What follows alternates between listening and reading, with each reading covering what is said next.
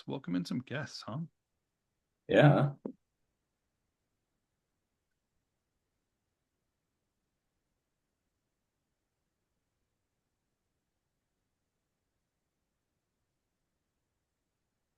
Okay. This is a fun topic. I find like every once in a while I have to just break out the basic here, right? And get down to the brass tacks of what it means to run a business and cash flow and that kind of stuff. Like I think we often like to focus on sales, marketing, trends, whatever, but every once in a while it's good to actually get our hands dirty. Well, as Wu-Tang says, cash rules everything around us, and it's important to understand where it's going and where it's coming from. Yeah. It really is interesting like the anybody running a business, this is probably one of the best tricks you could learn. It's most visibility and the health of your business. I could do so much from a cash flow sheet. I love when I finally get that up and running with a client so I can actually focus on the decisions that are and opportunities that are in front of them. Without it, I just totally blind. But I didn't start running my own business or helping other people run their business with a cash flow. I had to learn, like everyone else, the importance of this and how it even works. So today, I'm going to jump into some of that just to give you some of the how, when, and why people need a cash flow, but specifically for the season that we're in with clients. Yeah, I was with a client yesterday who was using one in a very agile fashion. In that, things weren't going so well, and we were in a meeting with their advisors. And I think if you're just showing a profit and loss, you're just showing the picture of yesterday. But you need to be able to show what's coming up in the next few weeks, and you need to be able to have these discussions with your producers so that you can all understand what you can afford and what you can work with in a very sort of flexible and agile fashion while we go through interesting phases. Yeah, I love that. We like to say the best way to deal with the future is to create it. So we gotta be able to look at that future as in time as well as total money. How about I stop sharing and we kind of just officially welcome everybody. Hey, everyone. Welcome to Wednesday, February 29th, or February 19th. Sorry. There's no 29 days in this February, I don't think. Um, it's good to be with you for this weekly briefing. As Matt and I were discussing, things sometimes for the weekly briefing become very timely in the season that we're in or decisions we see a lot of clients making. And today's topic specifically came from something that I've noticed really recently in the last 2, 3 weeks with most of my clients. We had to jump into cash and the cash boards that we build for them and start discussing, other outputs, sales goals, expense tracking, that kind of stuff down to a week by week basis, sometimes a day by day basis to get through some of the hurdles. So it felt like the trend was picking up when we picked up the topic today, just to share what the cash flow is and cash flow routine is that you would need for your business. But Matt, just starting off, like, let's just begin with like, why now? What's going on in the industry? What are we seeing? And how it's behaving differently that the cash board really kind of helps us dive into that kind of look and feel. I mean, I'm personally seeing a lot of people wondering unsure of where the work's coming from. Seeing a lot of, I mean, particularly in Australia, there's a lot of agencies being quiet, a lot of people wondering, what's happening in America, seeing global fluctuations. And I think to be able to really track upcoming jobs and whether they're coming in or coming not is more important than ever. And if you just sat around ignoring it, you could really get into trouble fast. Yeah, for sure. I'm going to bring Jason in here really quick too, because Jason, most of the clients we're working with, you and I probably share the lion's share of the burden of running cash flow and cash flow routines with them. Are you seeing something similar in with your clients? You know, I am. It's been pretty interesting, even specifically this week. The last couple of weeks, I have a pretty large client just running a weekly cash flow routine. And we started to see like some challenges in identifying some, I mean, really, we'll say it plainly, like some holes in the producer side of the equation that were were masking some upcoming expenses that we didn't have visibility on. And it really, we had a little bit of a come to Jesus roll up meeting with our production team this morning, just highlighting some of the challenges, because, when you're in this case, in the case of this client, like week over week, we saw an increase in planned expenses of about $200K over a 8-week timeline. So you start to go like, oh, whoa, I was missing $25,000 a week in expenses. That can blow up in your face pretty fast if you don't catch it. And so in this case, we did. It worked out good, but it is something that is a little bit of a sleeper if you're not managing the cash flow tightly. Yeah, and I'm going to show everyone how a cash flow works in a second. So some of this will make sense to you when you have visibility and a cash flow or we call it a cash board, what a cash board does for you. Specifically, what the difference is of like a P&L sheet or just a budget to actual sheet is. Budget to actuals and P&Ls take the total sum of money, and then you're projecting expenses against that on a project by project basis. That would be your budget to actuals, or corporately profit and loss, and saying, hey, if I made $10,000 and I spend $5,000, there are $5,000 left over in profit, right? What happens though is there's this funny thing that time does is it stretch out those expenses, that we create an additional burn that we might not see. An example of a burn that's often invisible is when you've hired a freelancer. The freelancer is being paid on a day-by-day basis, but you might have a company policy of that the freelancer costs are only on your project when they work on your project, because they're working on 2 or 3 projects. So a freelancer comes in and they're not being utilized. So the project basis, they might be looking like they're profitable, but you actually are using someone's time and burning time against something else. And if you can't see that, visibility of that time, then you're not capturing that expense. What happens is, you can imagine as projects get bigger and bigger. And a few years ago, a client asked me, a really huge client, a 40 million plus client, came to me and they talked about the phantom employees, meaning people that they believed that were showing up and sitting down and had nothing to do, but nobody told them not to come in. And they thought they were spending hundreds of thousands of dollars a month on just people not being able to see who had work to do and what their burn rate is for the individuals. So that time compounding system can create something very simple like that. But there are other things that creep in: rent payments on a month-by-month basis, your credit card bills are month-by-month basis, software. And as projects get extended, imagine having a project in a 1-month period. Well, only rent for 1 month would be compounded on that. But if that same project, has a couple pauses in it and all of a sudden it's 2 months, now you have 2 months of rent against that project. And you might have only calculated 1 month of rent in your overhead when you first did that project. So there are all these other expenses that get buried and burned along with it. So the cash board gives us that visibility of those costs spread out over time. Totally different look and feel to it, and that's what we're looking for in a cash flow. Jason, you one other thing I just wanted to kind of touch base off of is like the routine of it. How often we do this and why we do it in such a routine basis. Yeah, I'd say a great cash flow meeting is super boring, and it is. It almost frustrates me because I'd love to think of new fun ways to say the same thing over and over again. But that's in fact what I say. It's like, well, we're just kind of cruising right along here week over week. We haven't seen too many changes, and things are pretty much where we had them last week. And in reality, that's what you want out of a cash flow meeting. Surprises are terrible because like for instance, one thing that I've started to say a few weeks ago as we were in these cash flow meetings, which was, okay, you can see I've tagged 50 or 75, whatever that number is for the mid-April tax payment that you're going to have.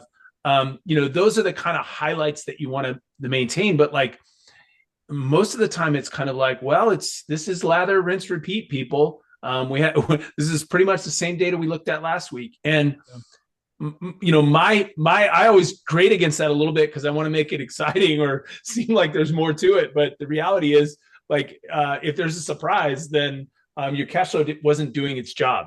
Yeah, and I like the weekly routine for cash flow because Yes. it feels like a heartbeat. Like you can measure the distance between each movement, and you can project enough. 1 week from 1 week to the next, you can easily project what the expenses are going to be, what the revenue is going to be, and so on. And then as you get 2 weeks out, 3 weeks, 4 weeks, 5 weeks out, you get more and more into a crystal ball, but you get a sense of the importance of that future revenue or those future expenses being compounded. And if I can make the decisions or have visibility sooner than later, then I can avoid certain pitfalls. If I'm looking at a problem Yeah. 5 weeks from now and I have 5 weeks to solve the problem, great. If I see an issue 5 minutes from now, there's not a lot I can do besides just panic. Yeah. So we kind of like, we like to move things out to like where the crisis would be and then work that out so that none of our clients are really dealing with heavy stress workflow products. So on a weekly basis, Yeah. we just recommend cash flow on a weekly basis. Some people really desperately want to run it on a daily basis. And if you ask me, like you're just overly working on something that doesn't really need to be there, you can actually make those decisions no matter how big your company is. You can make those decisions on that frequent basis. Every 2 weeks, I find possible. Once a month, no way. Now you're not even really managing cash flow again. So we like week by week, no matter what we do, week by week. Thanks, Jay. Yeah. Thanks for those insights. Yeah, I would just share one more thing that I started doing this recently with a few of my clients. I'll run usually a 14-week cash flow, which is maybe a little on the extended side depending on the client. But one of the things that I pick is a barometer. Like, if it's the 14th week, I'll just pick what the ending balance is that week and capture that so that week over week I'm comparing those numbers. So we might say, oh look, we're negative $150,000 in 14 weeks. Well, then we look at that number the next week, and if we're negative $100,000, you're making progress. Or if you're negative $200,000, you've lost ground. So that you kind of have this early tingle about, what's this future look like, and how is it changing on a week over week basis. Just another data point for us to manage. I feel like we're talking in really huge numbers, and some people, sorry, it could be $10,000. Yeah. But yeah. So let's show. I'm going to show us very basics of building a cash flow, and then get into some of the stuff that Jason's showing. Jason, if you just want to hang out with Matt and I too, you guys can ask questions as I go along. Also, slow me down if I'm talking too fast. That's my other request from you guys, because you know me, I can talk too fast when it comes to cash flow ways. Okay, I'm just going to show you really, like, to start off with where, hold on 1 second, I have to get my screen share to refresh here. Right. I don't know which cell, here it is.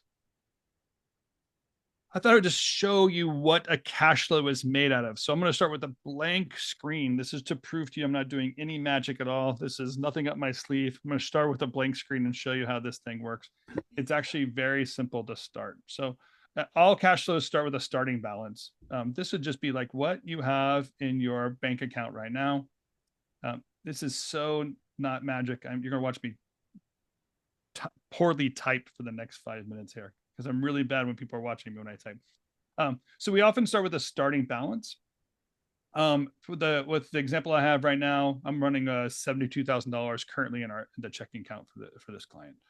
From the starting balance, what we have are expenses. Expenses come out of that on a week by week basis. So let's say this column right now is the week that we're in. This week started with a 2/17 start date. And let's say the expenses on this, let's just make it really simple. It's $10,000 in expenses. So what we have remaining after that is 72,000 minus the expenses. We have $62,000 remaining after what we started with and our expenses. In this same week, the same week that we're in, we also get some accounts receivable. So we get some AR in there, and we might get like $20,000 in that same week. So what we have is a bottom line here now. So we have an end point where we take the $62,000 and add the $20,000 back in there. So at the end of this week, we started with 72. We spent 10. So it gave us 62 remaining. We added 20, so we got back at 82. So this week we have a $10,000 gain, right? So what's going to happen next week? So this would be right here. This would be 217 plus 7 days. So that's 224. Right here, this starting balance is actually this ending balance. I'm going to grab this right here and I'm going to move this to the top. And that ending balance is my starting balance for next week. If next week I had $30,000 in expenses, this formula right here, copy pasted here, I go from 82 down to 52 remaining. And I'm just going to make this green so we can kind of see this very easily. So this remaining balance is 52. If there is no AR at the end of this week, right? So there's nothing happening in this week at all. I'm going to basically have an ending balance of 52. So I can actually copy this cell because the way formulas work in a spreadsheet, I can paste that there. And that gives me my ending balance for this week, 52, or my starting balance for next week. I'm going to add 7 days to here, plus 7.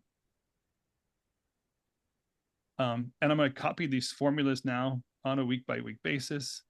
I'm actually going to grab these 2 formulas. Actually, you can grab these 3 formulas. If I take this like this and I just drag it out, I can get a few weeks started here. And this simply allows me to put in expenses. So this week had $7,500 in expenses, and I added 15,000 in that week. You can see what happens is that the starting balance or remaining balance on a week-by-week basis changes.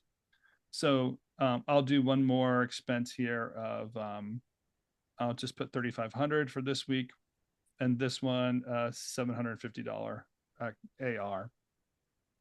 Get rid of this. So you can see right now I have like simply a pattern that I'm working from here, and this formula just repeats itself over and over again on a week-by-week basis. And I'm just subtracting expenses and then adding accounts receivable, and it plays itself out start and start in. If I take that right there and I format it really pretty to begin with. So that was magic, by the way. I did not just do that with one swipe of that thing. We just format this thing very pretty, and I start building this thing out. What are the expenses that we often want to look at? So I don't just put the one word expenses on my cash flow. When Jason and I are looking at client stuff, these are items that we recognize. Some of these are movable, flexible, and some of these are very static. So I want some visibility on the possible decisions I can make on a expense by expense basis. So I add the line items from maybe a P&L report or anything like that I can look at, like what is a traditional burn rate or an actual burn rate I'm looking at for these items. And I'll put my starting balance here. But again, this formula is very simple. Here's my starting balance. In this case, I have these expenses. So then I would have a total expense here. So if I add an expense, for example, of payroll, and this payroll is like $34,000, you can see the 72,034.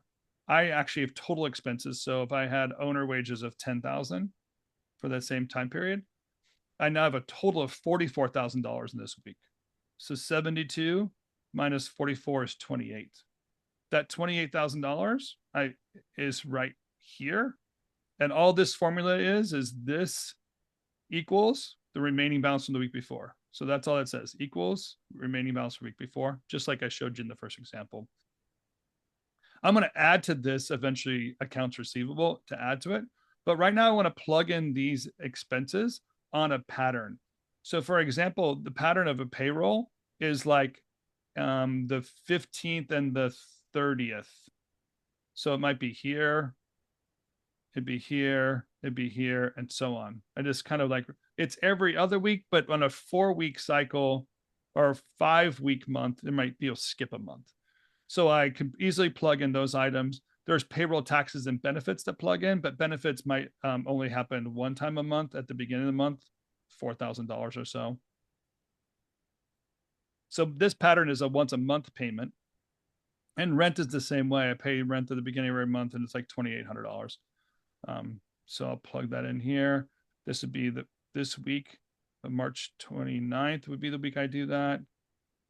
And then the 26th because it's due on the 1st. So this week starts too late. So I have to pay it the week before and so on, just like that.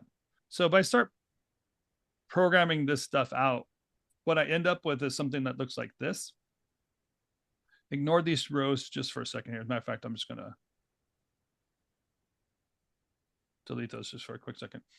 You can see here's my payroll number, taxes, benefits, owner wages. And here's rent or utilities. And here just playing itself out. So I took the $71,000 for this week. I subtracted the 52, which is total expense for this week, and I ended up with 19,000. 19,000 I'm going to start the next week with. And then this week, March 1st, I have a $12,000 credit card payment. I end up with 71.5. And again, then following week, I have payroll again. And this week, I pay my utilities, office expenses. But you also see that on office expenses, it's $500 a month that I put there as a placeholder. My rent is paid every month and so on. I just go line by line, filling in the pattern of these expenses before I ever put revenue in here, just so I know what those expenses might be. Now, keep in mind, some of these expenses are being put on your credit card. But what I'm looking at here is what the cash balance from your checking account is going to be. So if you pay your credit card once a month, and that's $12,000, it's usually $12,000 because there's some software expenses or telephone expenses, whatever, on that credit card. I don't need to have the telephone item up here. I would just make a credit card expense and put it there. If you wanted to, you could create a note.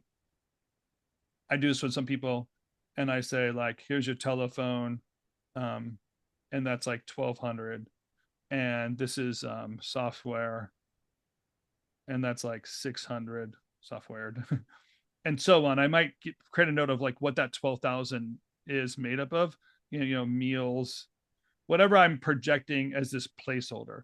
The reality is the actual expense when I get the credit card payment might actually not be 12,000 for this much. It might be 13,354. One too many zeros there. So when I know what the actual payment is, but because I will burn that every single month, I put a projected or placeholder for those expenses as they go along. So that's what I did first. I just placed out those expenses, pasted out when they would due, and so on. What I then add to it is this accounts payable and projected items. Accounts payable is exactly at what it sounds like. These are bills that are due and the due dates. So I often build out a separate AP report, or I can pull this straight from QuickBooks. It's called an AP aging report. And I could see what bills would be due on a week-by-week basis from that report. I can plug in the total amount here. There are systems that Jason and I build for these larger companies that were managing multiple AP. We might have to shift things around. We build a little bit more complicated Google Sheets, but for the most part, they function exactly like this. We're just filling in what that total AP is due on a week-by-week basis and plug that in there. On top of that, what we do is we're looking at items that are on projects, but we haven't yet received the invoice. So this is invoices received. We call this from production costs, or, hey, we know a freelancer owes us an invoice for $650, or I booked this editor one-time fee at $5,500. That's due every single month. I'm going to put that in there, and I have a production burn rate there.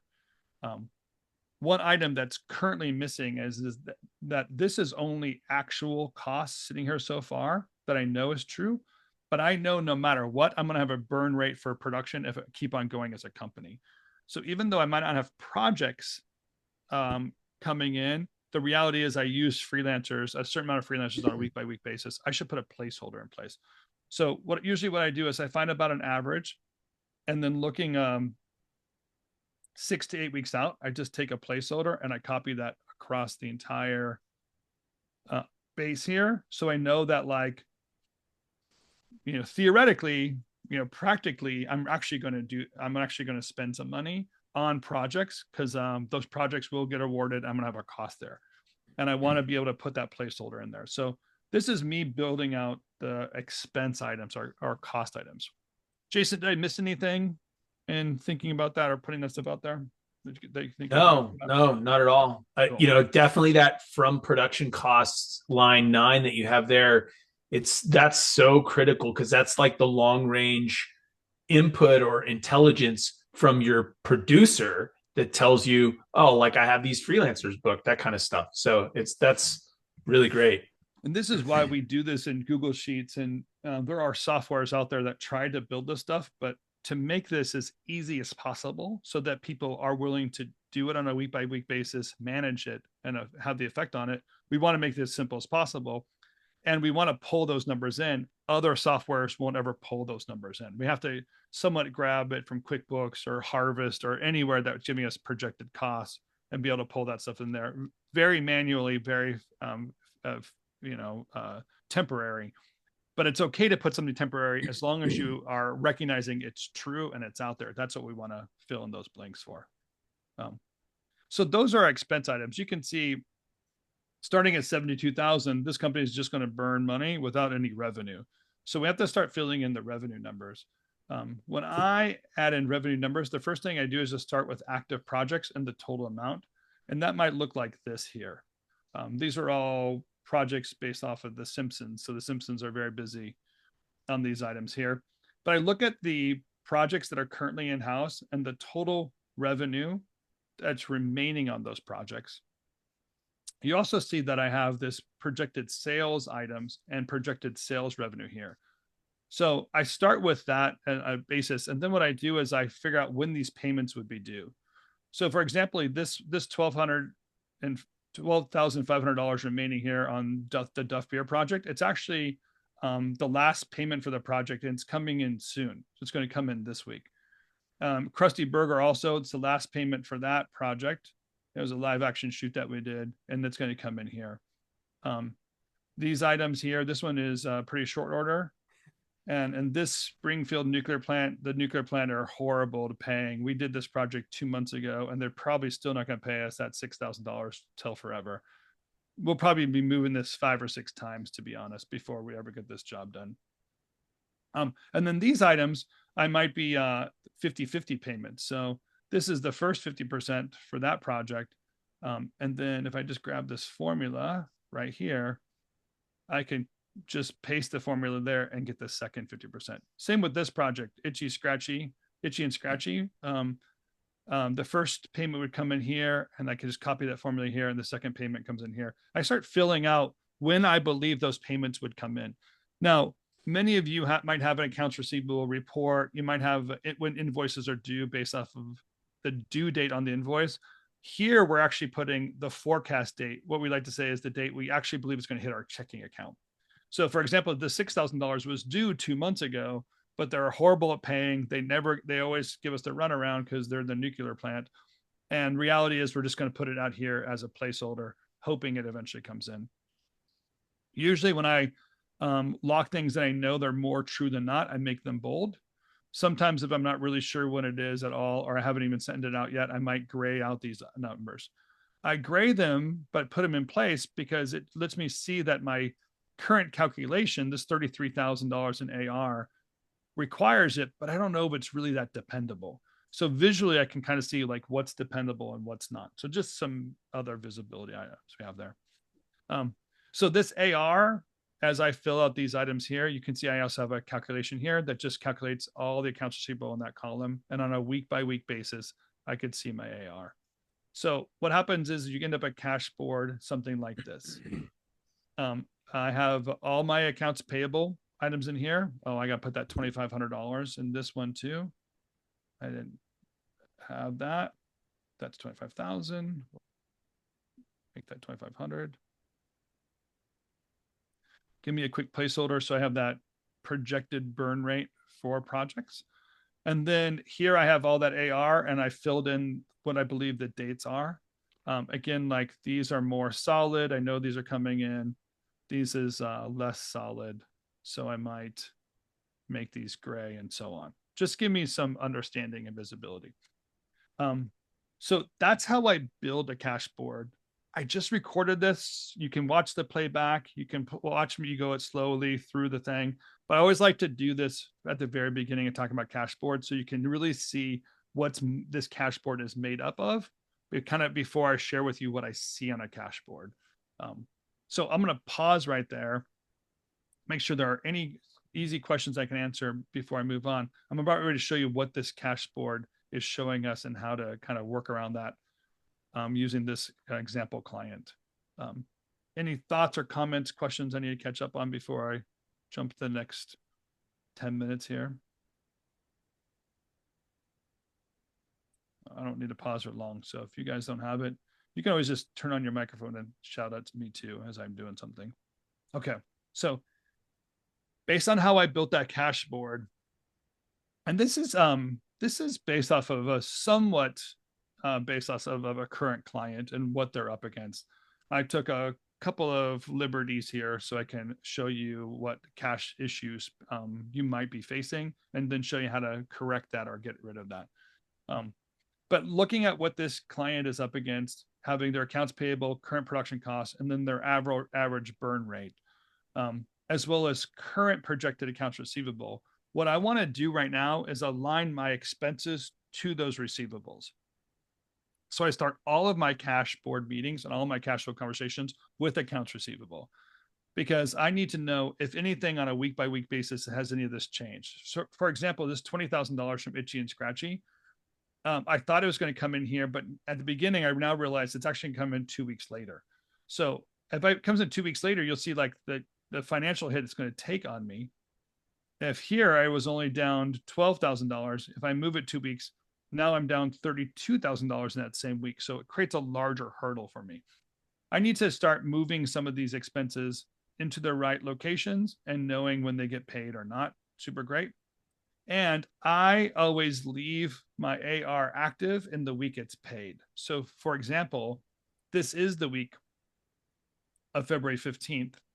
And even in this week, I already received these payments. When I do my cash board meeting, I leave those payments on here for the duration of that meeting. And then I move on beyond that. I'll show you why in a second, but usually I just want people to understand like these payments have come in and these are the ones that are outstanding. So I like to have that visibility. So even though these payments hit my checking account, I'm going to show it on this cash board for the moment here. Therefore, they're not in my starting balance. My starting balance here does not include those payments because I'll add those later on. Okay, so once I have my AR done, I actually just start at the top. And I put my current starting balance. So again, this is 72. I kind of look down, make sure I understand where all these expenses are, make sure I have that clear. And just looking forward that if there are any other kind of questions, patterns, or things that have popped up, I want to recognize that. So for example, with this software line right here, I just found out from production that they need to buy a piece of software to get a project done. They just told me that yesterday in the production meeting. So I'm going to plug that in here. That's a one-time cost, but I want to be able to see it here. If I was working with a client, I might even highlight this and say, hey, just to point it out, say like, hey, just so you know, this is an anomaly, but I'm doing that on this basis. And if they wanted to know more, I might insert a note and type it in there. But that's greater details than many of you have to kind of get to yourself while doing this. I'm going to plug in as many expenses that I know that will pop up or have issues, as well as kind of like look at projects that are coming in to see if any other items will increase. So I'm looking at these expenses. I'm pretty confident with this. And now I'm going to look at the reality of where we're looking at here. So right now, for the next few weeks, we're in a cash position, but you can see at the end of this month, it goes negative and it kind of continuously goes negative until this week right here. Notice that it goes like 20, 35, 86, and then almost back up to zero again. So it rises back up again and then goes 51, 44, and then jumps to 120. So that's a very important pattern as I'm looking at cash flow. Now, I've been doing this for 20 years on a week by week basis with multiple clients all over the spectrum. So I can see things in cash flow that are visible to me that might not be visible to you. So I'm going to show you what I'm seeing here and how that would work. This company right here has a starting savings account of $112,000. Now, I'm not going to use it. I try as hard to use other people's money to solve my cash flow problems as I'm going to use it. So I'm not going to touch this money. You're going to see I'm not going to take anything out of savings right now. What I'm going to do is just make a really simple adjustment here, just so I can show you what's possible or what we're looking at. If I were to add $50,000 to the bottom line to this item here, and the first week, and then see where this $120,000 week, and I put the money back. So I'm going to put a negative 50,000 here. I'm going to put $50,000 here.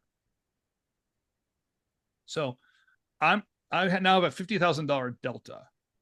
You can see that with that $50,000 gap, I'm actually in an okay cash position.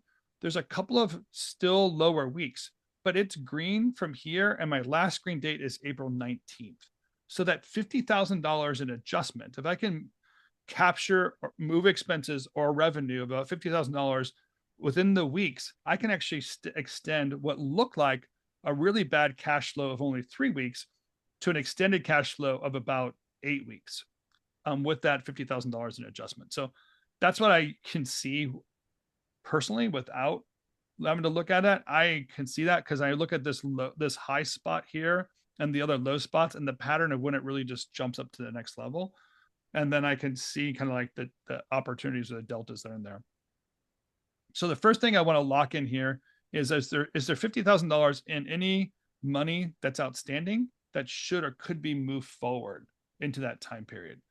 So a lot of this I can see that the payments are there, but look at this one right here, Uncle Mo's multi-shop. I have a $30,000 invoice that hasn't been sent. So what's going on with that? I might ask my producers, find out what's going on. Turns out the producer dropped the ball. All of a sudden now I have a $30,000 payment, or at least a $15,000 payment that would come in 30 days because that invoice got out. So it just captured something that fell through the crack.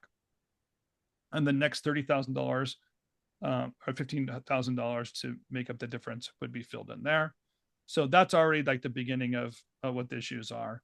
I can also see that there's a couple of other small items that are kind of like been pushed through. This right here is an overage that we actually know we're going to capture the next couple of days. And there's one more item here, $7,500, that it's an overage, but it's going to be invoiced at once we deliver. So it's going to sit out here at a later point.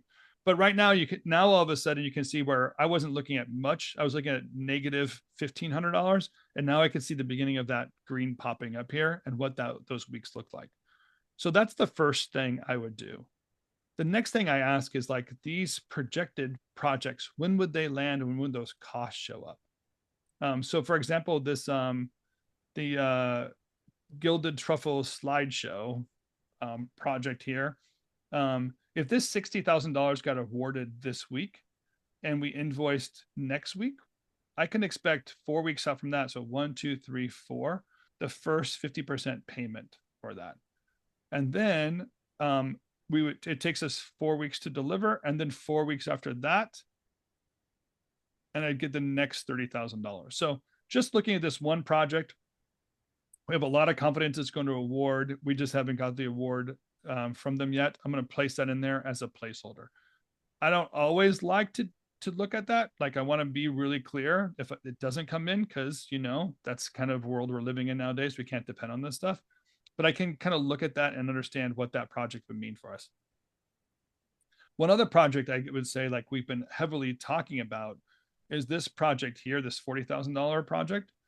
And we've been talking about it for weeks. We've sworn it's going to come in for weeks.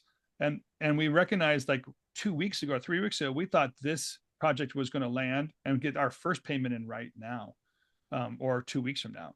But now that it still hasn't awarded, because that's the world we live in, we still think it might happen. I'm going to say conservatively, as a cash flow manager, I'm pushing this thing out way beyond a timeline where I can depend on it. If it comes in, great. It will cushion us in the long run.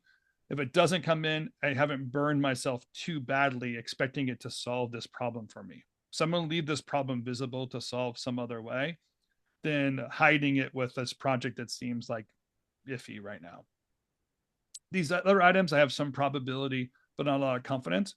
So I may, out of curiosity, plug those numbers in just to see. As a matter of fact, this one is not a 50-50 project, but this one is actually 75-25 project. So I could take this same item here. I don't know if you know this, but if you put a $ sign in front of an item, it locks in that column. So when I put a dollar front in front of the D and then I copy this formula over here, the D remains and it keeps the formula intact. So that's a 75-25 payment. So right now I can say, hey, this cash flow stuff that we saw without the sales projects in house, I'll delete those real quick so you can see that. It looked in one way, but if those projects come in, I have some sense that we could be okay. So with that understanding of where that might be, now I'm going to go over to this savings account and say, I'll tell you what, I will add $30,000 from our savings account to our cash flow. So you'll see the first thing I'm doing right here, I'm going to zoom in here, is I'm using a negative number. A negative expense is a credit. Hope that makes sense to you. But think of it like this. This account had $112,000 in it, and I'm taking out 30. So on this far right, what I would have remaining is 82. 112 minus 30 is 82. So if that helps you understand why it's negative on this row, that's why you're doing it. What it does is adds $30,000 to my bottom line here, or my cash remaining line here, when I do that. So without the 30,000, it looked like this. With the 30,000, it looked like this. I never take money out of the savings account without putting it back. So what week am I going to put it back? I'm probably going to put it back this week. So the same, when this is a negative, this becomes a positive. And now at the far right, my savings account balance is the same as I started with, the same as I ended with, but I can also see what that delta or that change is and the weeks I might need to draw from it. This might even be too conservative. I might actually put it back this week. And look at this negative balance and say, you know what, folks, we have 1, 2, 3, 4, 5, 6, 7 weeks to solve this problem, and any other way than use our own cash. So if I could help it and only really borrow this $30,000 for 2 weeks, I'm going to put it in there and look at these negative numbers as a sales goal or objective to solve that problem sooner than later. If I get closer to this and I have to move it, great. I just love the visibility when I do this, though. So I am not a person that tries to get everything green and hide the problems. I want to have the problems as visible as possible. I want to highlight when I take money out of a savings account, showing like, hey, we owe the company back this money that we borrowed on behalf of our clients to cover cash flow because they didn't pay us on time. And I want to know like what that looks like. So that's what I do on a week by week basis with cash flow is I look at those items, see how far I can stretch items out, and then what the variables are. I double check all this by just, and all I'm doing, by the way, is just deleting these numbers here just really quickly and saying, if those projects don't come in, this is the situation we're in. If I hit undo, maybe I can just do, if I hit the Control Z and undo it, I can look again, having those items on here. So I call those turning off and turning on the sales to see what's possible. It also gives me one more piece of visibility, is that now I can see what my sales goal is. I can see that in the next 30 days, I need to be landing about $80,000 to $90,000 in projects. If I added $90,000 in projects, so I'll just put 90,000 here just to show you. That first 50%, I say the project awarded here, and I had to wait 4 or 5 weeks for it, and I'd get the first 50% from it. You can see that starting to solve the problem here. So I don't have a $43,000 sales problem. I have a $80,000 or $90,000 problem in order to get the first 50 to cover this down cycle in the next 4 weeks. So I'm looking for $90,000 in sales in the next 4 weeks so I can build that out and cover this long-term negative with someone else's money. So that is how I do my cash flow routine. I'm about ready to show you one more piece, but I want to make sure because I talk really fast when it comes to this stuff. Any other thoughts or questions? Anyone deal with any of these issues that this helps with? Okay, I'm going to show you one last trick. And then I'll let you watch the replays and ask questions in community. One more issue we might have here is imagine not having this savings in place and not having the greatest sales happening, because this is also a reality of the industry we're in right now, is it's not coming as easy as we want to. So I'm still looking at this down cycle here for a few weeks. But I come up here for a little bit, and then I'm looking at $30,000 gap here, and then 80, and so on. I can't really depend on sales right now to solve that problem. It's very, very quiet. So what I have to start looking at is like, because I don't have an effect on receivable, I have to go back to expenses. I need to start coming up here and getting really critical about what these expenses are. So one of the first things I can look at is see these long-term accounts payable and items. This is money not yet spent. So I might ask from production costs, do I really need to spend this money, and do I have to spend it in these weeks? What if I could actually combine all this into 1 week, and in this week right here, pay it all out? So that'd be 50 pies, 61 plus 10, $7,200. And I can delete that. You can see that I'm kind of correcting some of this cash flow problem by just moving these expenses out. I might make that blue just to remind myself that I did that. I can also look at these accounts payable items here. I know these are due, but if I can just buy 2 more weeks here, I can probably get past this negative. So what if I move this $4,300 to this point here? I might be paying those freelancers late by a week or two. And if I am, I'm going to warn them, hey, just so you know, your payment's going to have an effect here. I'm kind of solving this problem a little bit and getting closer and closer to zero with this thing. And then the obvious thing that's really, really easy to kind of move expenses on is these owner wages. I don't like to touch these, but when I have to, this is a person I can negotiate with much easier than other people. So what I would do here is I'd move these owner payments to here, and I would just double them up here. Tell me get through this down cycle that I know of. So now not every owner can afford to take that hit for a month. But if we can, we're going to kind of work on that and see what we can do to make that happen. If not, I might actually cut these down to like 5,000 then, instead of 10,000. Just see like, okay, maybe I just need to reduce this a little bit for that owner, or skip every other one. So this might be 10,000 here, but this one is 0. I could do something like that as well. So whatever I need to kind of get people through their own personal cash burdens, I understand that. I'm just trying to figure out how to get past this one low spot here as much as possible. Here's the trick. I have to pay payroll. I don't have any choice.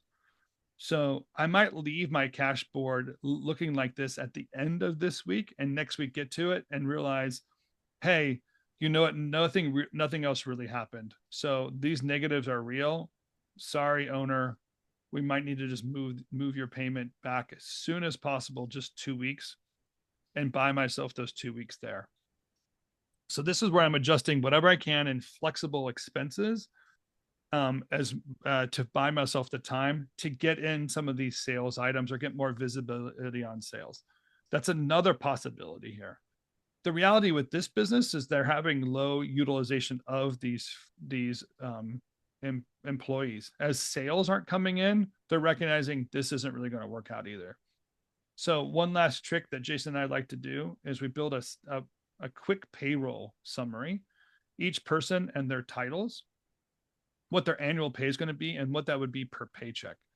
So as I'm looking, I've actually been talking to this client for a long time. We've been seeing that animation get slower and slower, mostly picking up in live action, slow in animation. And now I've run this course and said, you know what, guys, this might be the time where we actually just drop this team. I know it's really bad. I know it's really hard, but any new work that we have coming in is not at all supporting it. And we're just burning money we don't need. So what I've done is I've summarized this pay column right here is this 32,000. And then on my cash board, I have a really quick formula referencing that sheet. If you don't know how to do that, what you do is just hit this equal button. You click to the sheet you want to, you click on the cell and hit return. Oops, you're supposed to be able to hit return. Let me try it again. Here, hit return, and it puts that number in there. That's how I got that's the formula, how I got that formula to work in that cell.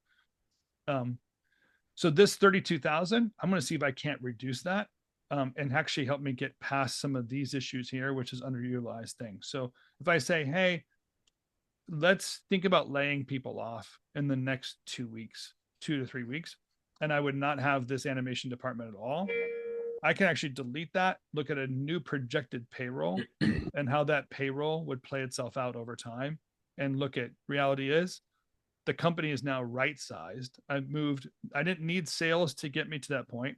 I moved some of the expenses around to buy myself the time I needed and got rid of underutilized people, which is a very long conversation. I'm making it very short here, but it's a very long conversation. And to consider that, but I now have right sized the company, meaning I now have about 10 weeks or 12 weeks to get in projects and make things work for us. So that's how I could buy myself the time until those other kind of client leads or projected leads would come in and actually save the day. You also notice that I've actually cut back some of the long-term expenses also, and my long-term point is not as bad as it used to. Or as Jason said at the very beginning here, he likes to capture one of these dates, one of these original numbers. So this was like negative 110. And then as he moved things around on a week by week basis, he could judge to see if they're making progress or not by the decisions they're making to postpone expenses, cut things back, or reduce overhead. Okay. So I can talk about cash flow all day. Each of you have your own cash flow routines and cash flow ups and downs. So each of you probably would love to get your hands on this sheet. So I'm making it available to you today for free. Just simply reach out to us. It's very simple. No, seriously though, we have these cash boards available as a template, and we're happy to give you a copy of it. What we do is we just send you a really quick link. You follow that link, and the Google Drive will allow you to make a copy immediately, and you can have your own version of it. Then this recording, you can just use this as like your tutorial. We also have probably, and the 300 weekly briefing episodes that we have online, there's probably 50 to 60 dedicated to this conversation. So if you're in community and you go to our video library, you can also see that available there. And if you have the app, you can actually watch these videos on the app too. If you don't have the app yet, you can just go to the Google Store or App Store, search for RevThink, and download the RevThink app. It takes you, it's the community platform, and you can see the video library as well on the app. That's a lot of Tim talking, so I apologize, but there's a lot to pack into a very short timeline. Woo! Now what? Come on, you guys all stuck on for 42 minutes, 52 minutes. You have to have a question or two for me. So I'm going to remove our spotlights and see what questions you might have. I can run any scenario you want to, by the way, if you want me to answer your questions for you guys.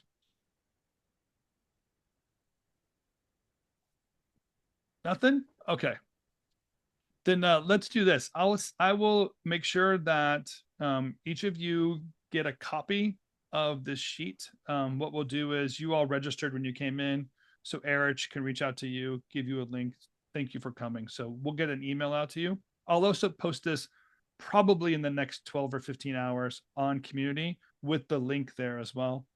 And then in the replay on YouTube and others, we also include the link. So anybody that's watching this video now or in the future, that link should be available to you to make your own copy. Dive in, start putting the stuff in there. And if at any point you want me to look at it and share it and ask questions, easy. Just get a hold of me, email me, Tim at RevThink, DM me on community, whatever you want to, DM me on LinkedIn. I don't care. You get a hold of me and book a half-hour meeting with me. I can do a half hour with anybody and just kind of work out the cash flows so you have it in place. This is the tool you're going to need for this year. It's a very tricky year. Already kind of feeling up that way. The ups and downs of our client decisions are really kind of messing us up. Very I want much all to so. have that visibility in there. Yeah. Our most stable clients are the ones that are kind of giving us the indication of what this year's going to be like. So we want to make sure everyone is set up for this. Wow. That was fun. Should we do another hour? Yes. I can listen about cash flow and talk about cash flow. I love the stories that come through that kind of data. I mean, it is so interesting to see, especially as you work with clients. It's like as you look at a cash flow, you start to see like kind of like it puts numbers to the real experience that you're feeling as you're going through these ups and downs, and you're solving these challenges like a Rubik's cube sometimes of move rent by 2 weeks here, or move this freelancer expense by a week here, and how you really chart the path. And the other part that I would say, like, it's not necessarily bad to see that red number on the back end of your cash flow 14 or 12 weeks out. That is often the sales pressure that you want your sales team to feel to a certain extent. Yeah, that's a great thing, Jason. Let's highlight it again of like that red is really good. There are some companies I have to actually take money and move it to a savings account because they're so afraid of any red number. They have like $100,000 or $50,000 sitting in a checking account that is just going to disappear on them one day because they're not seeing it. So I take it out. Yeah. And I see really thin line there. And the thinner the line is, the more opportunity I have to change the outcome of it. But if I just hide it behind a bunch of cash, there are probably decisions you should make sooner than later, and you can't see it. It stalls that decision down because you have to dwindle down that cash reserve before you make that decision. So we love the visibility of those lines. We want to see what it looks like 12 weeks from now. And I want to know what my sales goal is because I want to solve my problem with someone else's money, not with my money. So I want to have some 100%. visibility, what the negative is, what my sales goal needs to be, and get that cash in-house from somebody else and solve my problems. That's really key factors. That's how businesses grow instead of stay stable or shrink, because they're looking at that and they're using it with intention to bring in those projects. That's a really great point. All right. Well, thank you all for tuning in. I hope this was instructive, helpful, encouraging, thoughtful, scary, all that stuff. Hopefully you got all the roller coaster out of this thing. Again, totally available for any way that you guys need help. Feel free to reach out to me or Jason or anyone. We could be happy to make that happen. And that's it. Thank you all for the weekly briefing. It's great to see you. We'll have something more light next week. I don't know what it is, but I'm not going to be able to do this 2 weeks in a row. So we'll do something else next week. This is meat and potatoes. Next week is like salad. Exactly. Is that what you're saying? Yeah. Yeah, exactly. Right. Some more fun. Have some dessert, maybe. Yeah. Dessert. Some whipped cream. Yeah. Well said, Courtney. All right, y'all. Great to see you. And I'll see a few of you in the confab group in just about 3 minutes. So I'll see you over there. All right. See you soon. See you soon. Bye. Bye. Bye.